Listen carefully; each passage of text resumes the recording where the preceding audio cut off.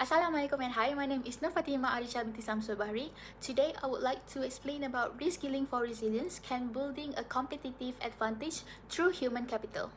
Imagine 50% of your current skill becoming obsolete by next year. It sounds like a movie plot, but for the global workforce, it's the reality of 2026. That is not a future problem, that is now problem. Average, we can all expect 39% of our skills to become obsolete or need to be transformed by 2030, meaning we have to be willing to continue to learn and to evolve.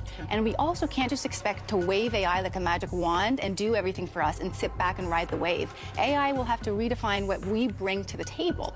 My biggest piece of advice for the future of work is do not wait for your job to be disrupted. Refusing to use AI is like refusing to use electricity. It's a general purpose technology. We have to start getting comfortable with the idea of change. Today, we aren't just talking about training, we're talking about survival. We're talking about how reskilling for resilience turns our teams into a living shield against market shift. We are living in the era of Industry 4.0. Artificial intelligence and automation are no longer future concepts. They are actively reshaping our economy. But here is the truth. While any company can buy the latest AI software, they cannot simply buy a resilience and agile workforce. First, let's define our terms. Human capital isn't just a fancy word for employees. It is the collective stock of knowledge, creativity, and problem-solving ability. Resilience is your organization's immune system. It's the ability to absorb a shock like a new AI tool. When we combine this, we get reskilling.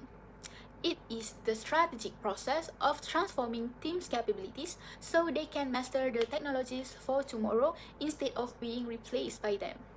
So, why do we need reskilling? In a 2024 study published in UITM's journal Intellect, researchers Razali emphasized that organizations are facing unprecedented levels of uncertainty due to AI and globalization.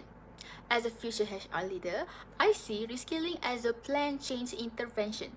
Using Lewin's three-step model from the article, we must first unfreeze our traditional mindset.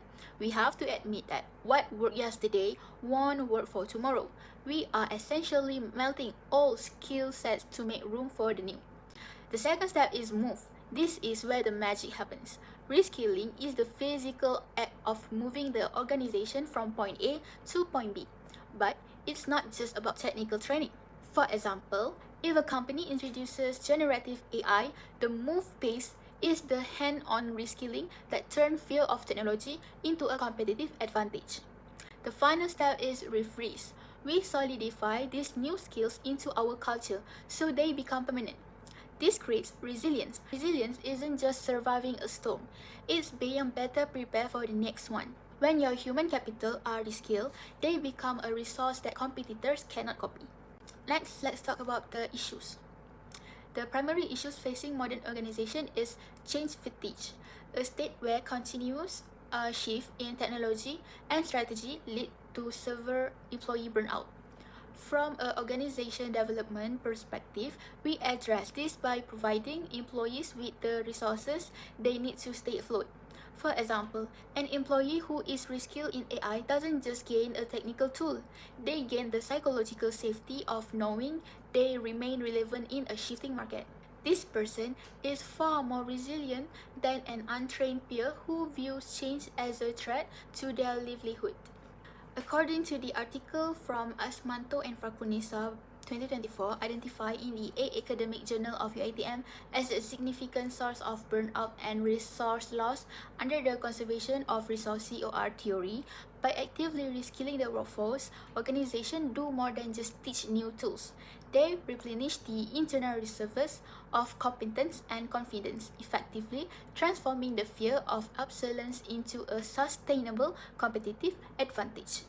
Ultimately, when employees feel employable rather than just employed, their individual resilience stabilizes the entire organizations, allowing it to pivot through crisis faster than competitors while maintaining high level of well-being and career satisfaction.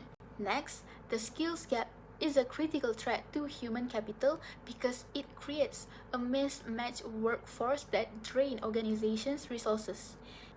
In the 2024 Journal Intellect article by Nayan highlights that 14.5% of Malaysians graduates remain unemployed primarily because they lack the specific employability skills such as communications and problem solving that the modern industry demands. This mismatch represents a significant waste of potential. You cannot sustain a competitive advantage if your team is constantly struggling to perform basic tasks because their initial training didn't prepare them for the real world. To build resilience, we must use reskilling as a target OD intervention to bridge this gap, transforming theoretical knowledge into a job-ready action, and ensuring our employees is perfectly aligned with the actual needs of the marketplace. In conclusion, building a sustainable competitive advantage in today's rapidly shifting market is no longer about the technology an organization owns, but the speed at which its human capital can adapt. Ultimately, closing the skills gap through continuous learning transform our team from passive followers into proactive problem solver. Reskilling for resilience is more than just a training requirement. It is the ultimate investment in our most valuable assets, ensuring that our organizations remain future-proof, relevant, and consistently ahead on the competition. Because at the end of the day, organizations don't change, people do. So let's make sure that company have tools to do it. Thank you.